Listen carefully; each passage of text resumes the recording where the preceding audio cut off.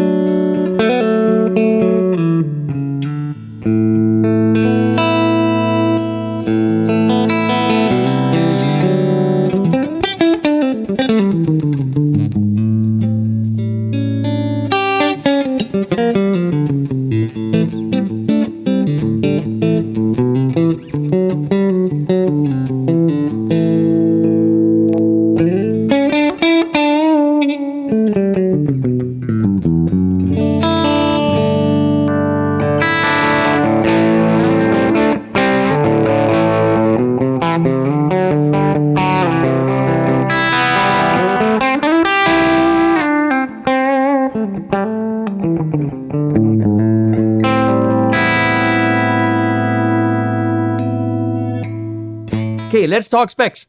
Music Store always had alliterations when it comes to prices. I remember buying a guitar there for €666. That was a Blue Saraceno Yamaha. I remember buying my second amp there, which was a crate, I think for €444. So this guitar clocks in at €1,444 in a usable gig bag, not the best in the world, but at $1,444, Schecter, not a gig bag. Ibanez, depends, maybe, maybe not. So it's a very fair gig bag given the price range and given the shit that other companies give you, which is nothing. Now you're already seeing that this top looks insane. And I'm going to be honest with you, some other companies will give you veneer at $1,400. And I love my Ibanez people, right? But at 2000 prestige level, they will give you a 3mm top. So it's a real top, but it's 3 mil. This is a carved top, which the way I'm looking at it, that's a centimeter thick. Look at the fake binding here. It's not fake binding. I mean, this is the top. It is humongoid thick, and then comes the carve on top of it. This is a massive poplar burl top. And you can tell, because when you are where I am now and you're looking at it, it's deep. Your eyes sink into it and don't come back. It's like a, nebula somewhere in space. This is the real deal. This is not a veneer. This is a real thick, beautiful top stained in this really, really cool denim jeans or whatever you want to call it. So this is the 20th anniversary because 20 years old now, which means nothing of the fretboard. We have a 20th anniversary logo there. Keep it simple. We have Seymour Duncans. We have electronics that we're going to get into. I'm not a fan of these knobs. I would like something more subtle, but they are carved into the guitar. So you see there's recesses for the knob so they can actually go deeper into it. You can clearly see that there. Did I mention the Seymour Duncans? I would immediately replace these rings with maybe maple or something darker, actual wooden rings, just to make it even nicer. But I mean, the guitar is $14.44. Now the bridge, this is actually a Graphtec piezo bridge, ghost something system. Graphtec ghost something system. They're not cheap. This thing right here by itself is money. I'll let you know how much. So that means it has a piezo bridge. It only has one output. And sometimes when you have a piezo, you have a separate output to go to acoustic something. It's not really meant to give you acoustic sounds, even though that's what you could do. And the track that I produced that you're going to hear, I did that. But you can actually use that for different kind of cleans and mix it in with the magnetic pickups, which is what Petrucci does on his Music Man. We have a beautiful fretboard out of, I don't know, I think that's ebony. Smaller, but very, very clearly visible. Side dots there, super clear. Talking about super clear, we have a mahogany body and neck. We have a very clear two-piece body. Let me double check that for you. Oh my God, yes. I mean, you can clearly see that's a piece, and that's it. There's dirt on it. So we have a two-piece body, beautifully shaped. We have a battery compartment for the Graphtec piezo. We have a mahogany neck that is painted, a little bit of a volute, which is what you do. We have Goto locking tuners, branded locking tuners, high-end branded bridge, branded pickups. Look at it. All this for what is now the price of a higher end or even mid-tier PRS SE. Now, why am I mentioning PRS? Well, let's go into the track, which is a cover that kind of might possibly fit the guitar.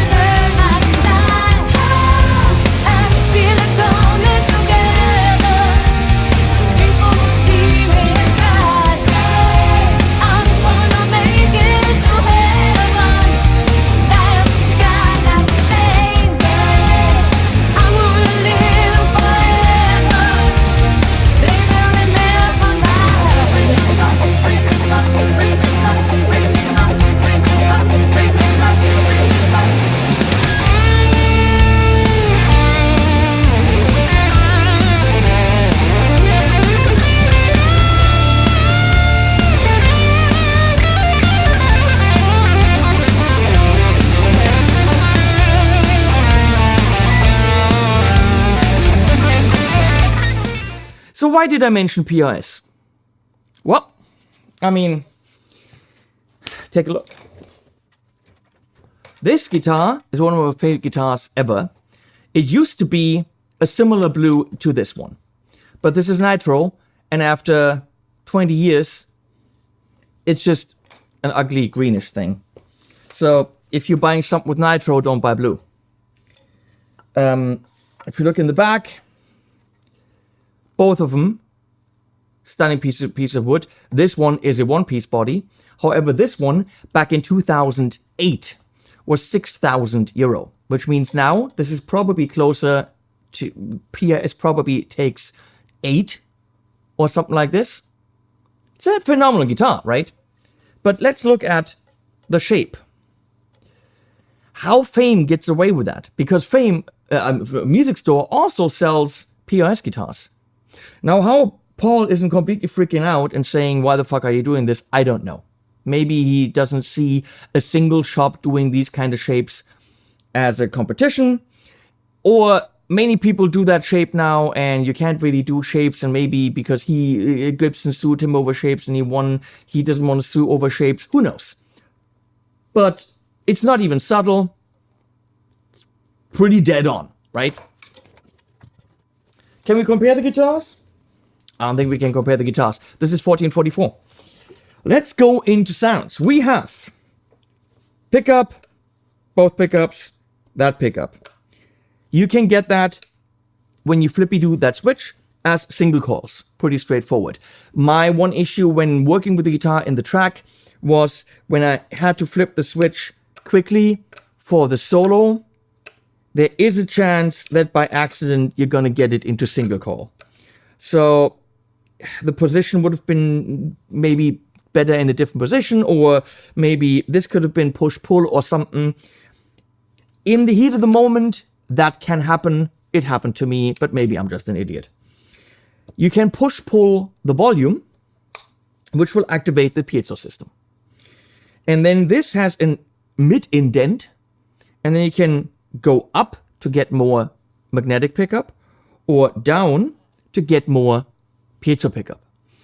And again, it's a great addition for cleans to get a really beautiful attack and a semi-acoustic sound. Of course, if you're going into a tube amp, it's never going to be super acoustic. What I did in the track, I actually ran into my audio interface and applied a acoustic IR by Woodworks, and really got acoustic sounds out of it. So the options are there. We're not going to do that in this video. We're going now into the Tone King Imperial, into the aux with a 4/12 preload loaded cap and a bit of reverb on it. Neck is what you'd expect. It's not an Ibanez neck. It's got some chunk, but it's still very comfortable. Right?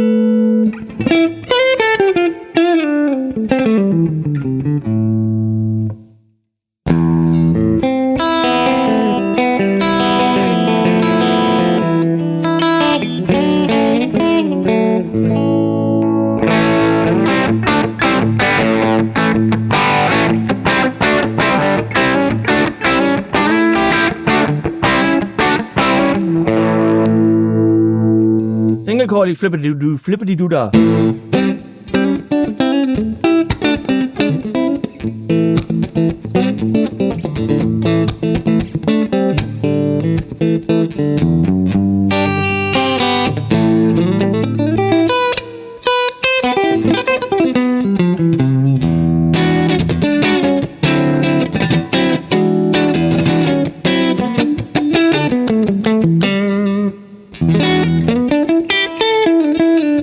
single coil, but it's a good sound.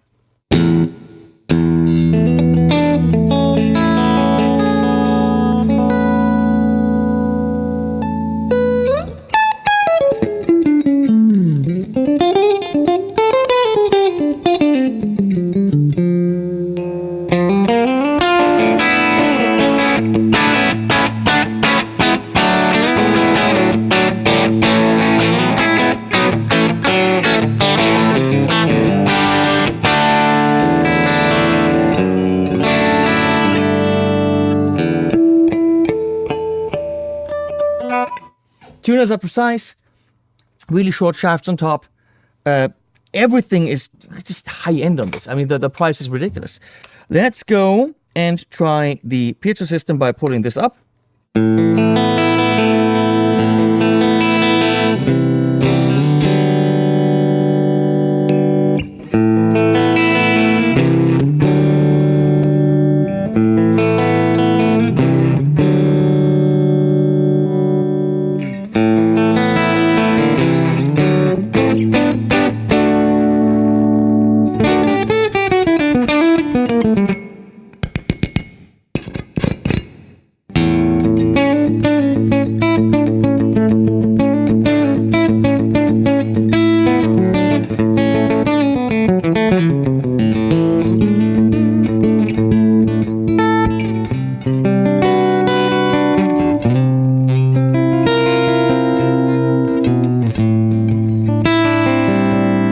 Of course, you can do like a semi-acoustic thing.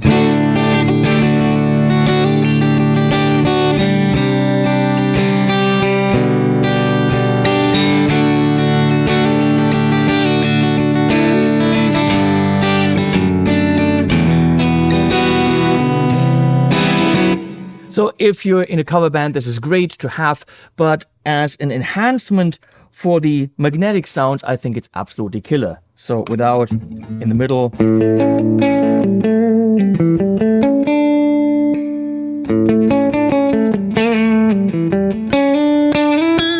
Just gives you a lot more attack and transient response.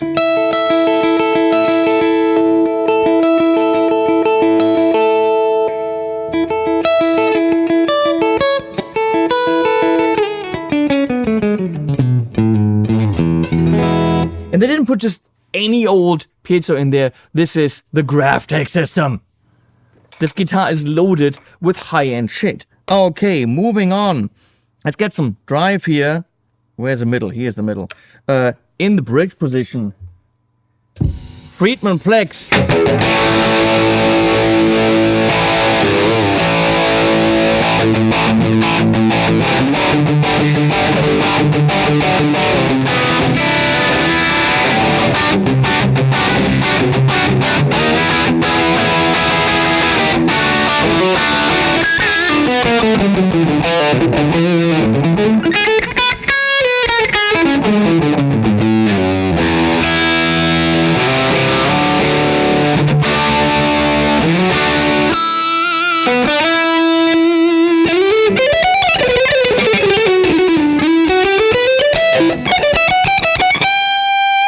What I like is even on the neck humbucker, the guitar, even though it's mahogany and all that stuff, and it should be all round and woolly, tone wood, it's got bite. It's always very, it's got the roundness and all that, but it's always very articulated.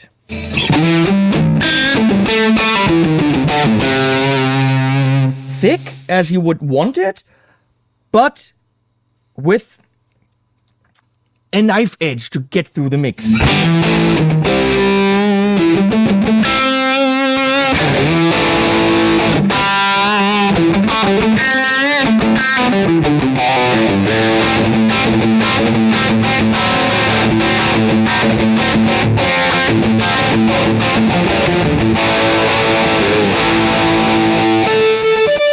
Something is off here.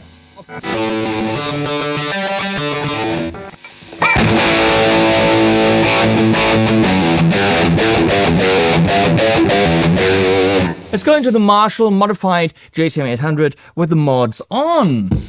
That should give it a nice punch.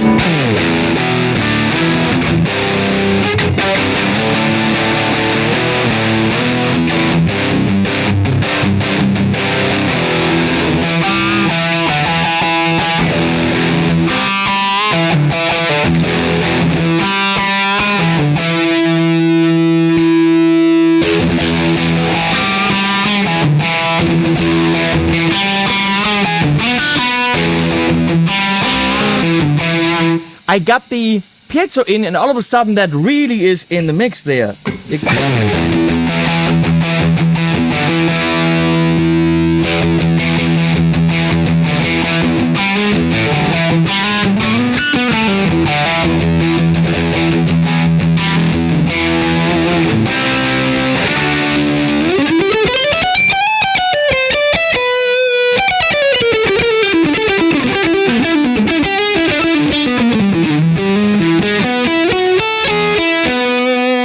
That's amazing. So what else do we have? Here's the Lulis by Tube Workshop, a modified high gain Marshall.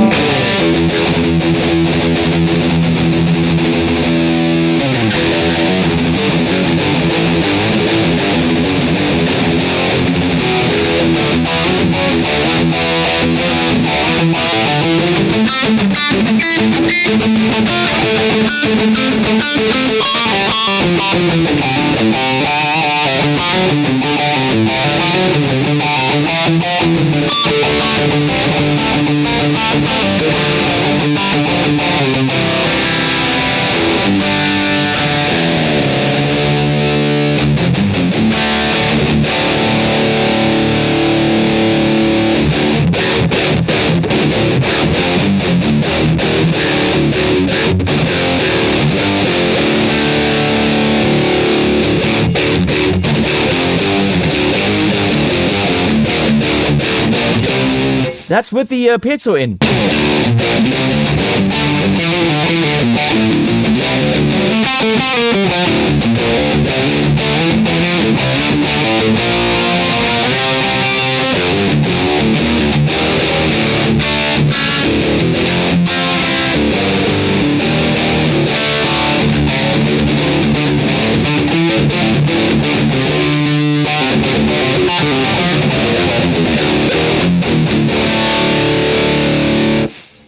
That's pretty redonkulous. Let's do that with the Rev Gen 120, which is juicier.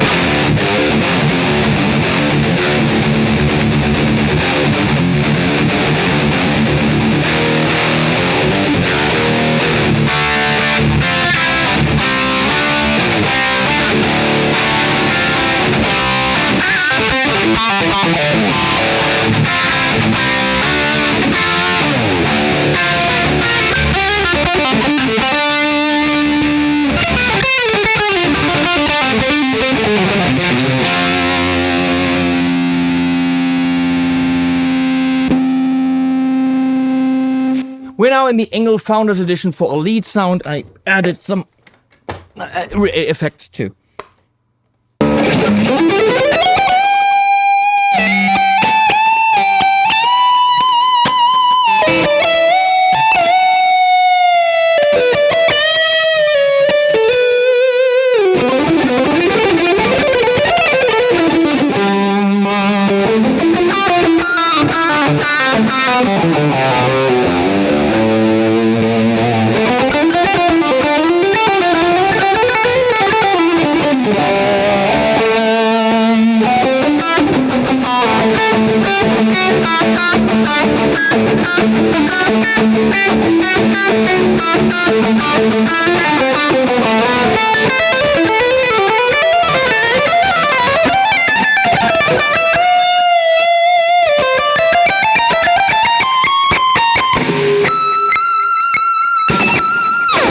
Yeah, 24 frets and all that stuff. Honestly, I do not know what style the famed 20th anniversary forum can't do. Top 40, yeah. Metal, I'm saying yes, because it's got the bite. And if you don't have enough articulation, put in the piezo. It's got single coil sounds, which are not single coil, but they give you different flavor. It's got a nice weight to it. It's got a really high-end look. Comes in the gig bag. There's a single thing I don't like. Well, there's two things I don't like. One is the position of the little switch for the single coil, because in the heat of the battle, I flipped that. And they went through the trouble of adding a veneer on the headstock, because clearly the back of the headstock is a different color. So they did go with a, I'm going to say maybe Zero Corte or whatever headstock. But why go grandma's kitchen table here when you have the ocean here? That doesn't make sense. If you go with the veneer on the headstock, on this guitar, I'm going to say matching headstock would have been dope. Obviously, that is all personal opinion. 1444 is beyond ridiculous. If this said PRS on the headstock, with these specs, tones, playability, and looks, this would be $5,000. And I'm not kidding. I know a bit what I'm talking about. What Fame is offering here is utterly ridiculous for the money. If this was 2.5, it would be very fair. If this was 3.5, it would still be fair. That's the ridiculous thing, 1444. Sadly, they're just paying me for this video. Thank you, Music Store and Fame. This is going back. They have a limited stock of this anniversary popular thing with the blue and the logo. But honestly, Fame guitars range somewhere, this Forum series, from $9.99 to $22 or something. I don't even want to know what you get when you add $1,000 to this. This is an insane guitar. Period. It's a workhorse. It's pretty. What else do you want to know? I'll put links below. As I always do. Thank you, Music Store, for working with me and commissioning this video. This is ridiculous. And I think it's Germany's best kept guitar secret. Might put this in the thumbnail. Animals at the end. Last goodbye. But every time you want it, you make my world disappear. Maybe you make me lose the ground. You got me head over heels. You put a spoke in my wheel. You turn my universe upside down and downside up and upside down and downside up and upside down. Turn my universe upside down. You turn my universe upside down.